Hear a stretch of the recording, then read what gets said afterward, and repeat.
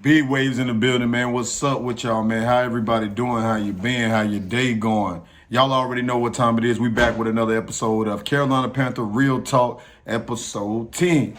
Carolina Panther Real Talk, episode 10. They hype. They happy just because we got to win. But I ain't going to believe that shit till I see it again. Y'all already know, man. If you're new to the channel, make sure to like and subscribe. We are so close to 200 subscribers.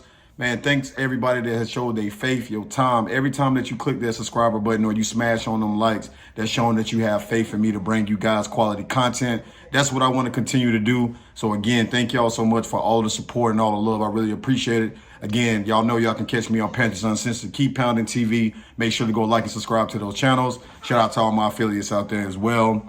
Guys, bittersweet today. Let's go ahead and be honest. I know everybody is hyped up about the win. Carolina Panthers win over the Tampa Bay Buccaneers. First time beating Tampa Bay since he's beating Tom Brady since he's been in the Tampa Bay uniform. We win the game in convincing fashion, 21-3. Offense clicked all game. PJ Walker played a pretty solid game overall. Defense does what it does, right? Not really shocked at the defense's performance. I'm more shocked at Tampa Bay's performance than our defensive performance. But we're going to go ahead and dive into it. Let's talk about our offense. Again, we win the game 21-3, convincing fashion. PJ Walker goes 16 for 22, 177 yards, 2 touchdowns. Also, the running game dominated today. Carolina rushing game for over 170 plus yards. Deontay Foreman, 15 attempts, 118, 7.9 yards to carry. Against one of the more premier run defenses in the NFL. This game really just didn't make sense to me. I'm going to start off and say I am completely surprised that we won this football game. I did not see us winning this football game. I was on record saying that we actually were going to get blown out. I'll admit it. I was wrong. But this right here goes to show you that what uniting a locker room can really do for you, right? When you have somebody that is a different voice, that has a different brand, and he's getting this team to play the best of what it was be. If you would have told me before this game that Steve Wilks, an interim head coach with the 4th string quarterback, PJ Walker, would come in and shut pretty much Tampa Bay out and they would score 21 points to 3, I probably would have started laughing at you. And that's not just because I'm a fan of this team or quote unquote not a fan of this team. That's simply because we were 1-5 coming into this game. We have yet to play any kind of consistent football. We beat a banged up New Orleans Saints team, but we had a convincing win against the Tampa Bay Buccaneers. I loved the win. I loved everything about it, but I'm not sold on it, right? Like, I don't think that this was a premonition into the future, right? Like, I think that we caught Tampa Bay lacking at a very, very bad time. Just to go you show how bad Tampa Bay was, let's talk about the wide open throw that Mike Evans dropped. That was clearly a touchdown. He is going to catch that ball 9.9 out of 10 times. It was just a miscues from them that has been very unlike the Tampa Bay Buccaneers. They even won the time of possession, 30 to our 29. Granted, it wasn't that big of a difference. But they also won the first downs. They had 17 first downs to our 14 first downs. We were 4 for 12 on 3rd down and won the game 21-3. I mean, when you just looking at that, the stats show that we shouldn't have won that game, right? Outside of dominating what we did. I just think that this game was more so about how bad Tampa Bay played than actual Carolina going out there to win this game. Now, I don't want to take anything from the Carolina Panthers. Those are men going out there to fight. In their eyes, the season is not over. They went out there and played hard. I'm not trying to take anything away from the fan base and celebrating this win. But let's be honest. The Tampa Bay Buccaneers are not the same team. The more and more that this season goes along, you can clearly see that them not having Bruce Arians as their head coach is showing, and it's showing up big time, right? So the fact that they lost that game, they should be embarrassed, right? Tom Brady should be embarrassed. But that's enough talking about the Tampa Bay Buccaneers. Overall, it was a win. Now we're sitting at 2-5. This win actually moved us to third and fourth in the current draft order. I have my opinions about that as well. Listen, tanking, I don't believe in it, right? I don't think anybody should try to lose on purpose. But you would be a fool to sit up here and think that organizations don't at least have the conversation about what should we do with the remainder of this season. Now, granted, Carolina is still in the division. The division is down right now. I think Tampa Bay is sitting at 3-4. The Falcons are also sitting at a pretty bad record. We're sitting at 2-5. I get what everybody's saying, that a win next week against the Falcons could potentially put us in tie of first place in the division. But when you're sitting back looking at currently where we are right now in the landscape of things, I just don't take pride in winning a division with a losing record. Like I'm, and again, this is just me. Even that season where we won the division at like 7-1-8 or some shit like that, I think it was 2014 season. Like I just don't take pride in that. Like, to me, limping into the postseason is not a victory for me.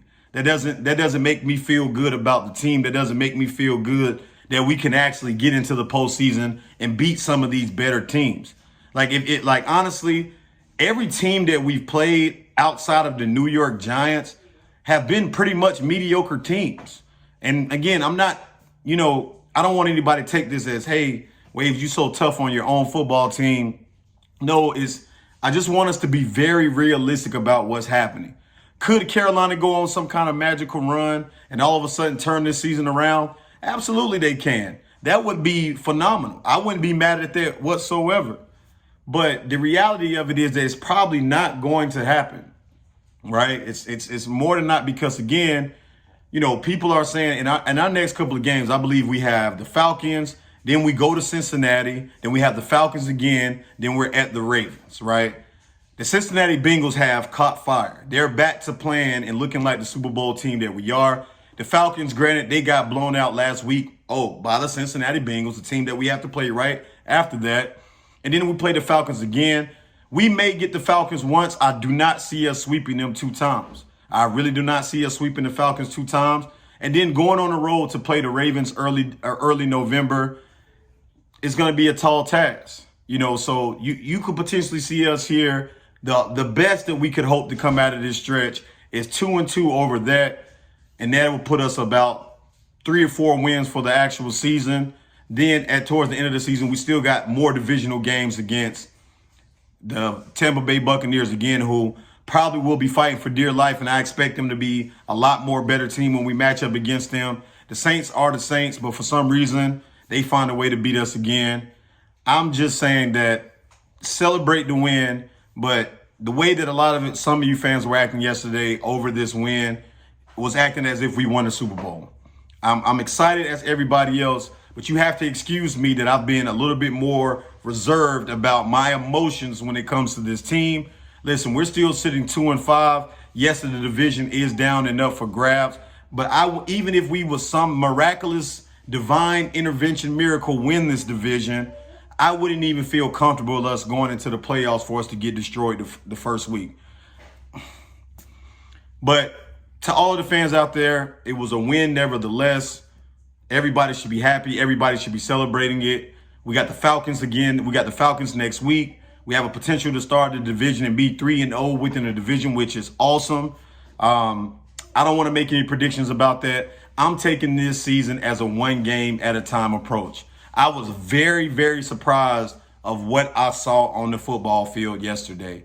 And it wasn't one of those kind of surprises where you're like, oh shit. This was more of a surprise, like, what the fuck? I really just don't know how to feel about it. Like, I really don't know how to feel about it. Did we really just come out there and beat the Tampa Bay Buccaneers? Or the Buccaneers are just worse off than what we thought they were, and we just beat a very bad team at the right time? I can't really decide which one it is yet. So I'm going to continue to just take this thing 1 game at a time. Everybody else can jump on the wagon, or everybody else can, ride us into the playoffs or winning the division. I'm not going to do that. Big Waves is going to take this thing 1 game at a time and let the cards play out. Listen, I would love for us to go on a run. I would love for us to get hot and start winning all of the next games. PJ Walker have some kind of Cinderella story or some shit like that. But again, this is the National Football League. I broke some stats on the live last night. Since 1990, only 144 teams, 144 teams have started the season 2-5. Out of those 144 teams, only 7 have made the playoffs. Since 2010, over I believe 10 plus teams have started the seasons 2-5, and only 2 of those have made the playoffs. So you don't put shit on Big Wave's name, right? I'm not talking shit about the team. I'm just being cautious about saying certain things. And if that makes me not a fan, y'all already know I don't give a flying fuck. I could care less what any of you guys watching this video, people in the comments on the lives or whatever say about my fandom and that shit is going to always come up to a question. Listen, it is what it is. We got a win yesterday. That was great. We beat a very suspect team that are probably playing the worst that they've ever played in the Tampa Bay Brady era. We got another chance to go and win against the Atlanta Falcons next week. Hopefully we can come in that game, play the same way that we did this week, and come away with a win, put back-to-back wins together for the first time in a millennia, and be 3-0 in the division and sitting pretty in this division headed forward, right? This is a down year for the NFC as a whole. A lot of the top teams, including the Green Bay Packers, Tampa Bay Buccaneers that have been traditionally good, Rams, 49ers lost to the Chiefs. A lot of these top teams that have been traditionally good over the last couple of years are down right now. So the window of opportunity is there. I just personally think that this team is not built. The defense is going to give us a chance to win every football game. They are. DJ Moore had a resurgence yesterday. PJ Walker was able to find him on some good throws. I think, man, if the defense can continue to play the way that they've been playing, we already know that the defense is good, and we can somehow miraculously get to, I think it's going to take 8 or 9 wins to win this division. 8 or 9 wins. If through some divine miracle or intervention, we can get to 8 or 9 wins by the end of this season, I might be singing a different tune. But I want to know what y'all think. I want to know. Leave a comment below, man. What are y'all thoughts on what Carolina can do? We got about 9 or 10 games left for the season. Do we think that this is the start of a magical run, or do we just think that this is an outlier?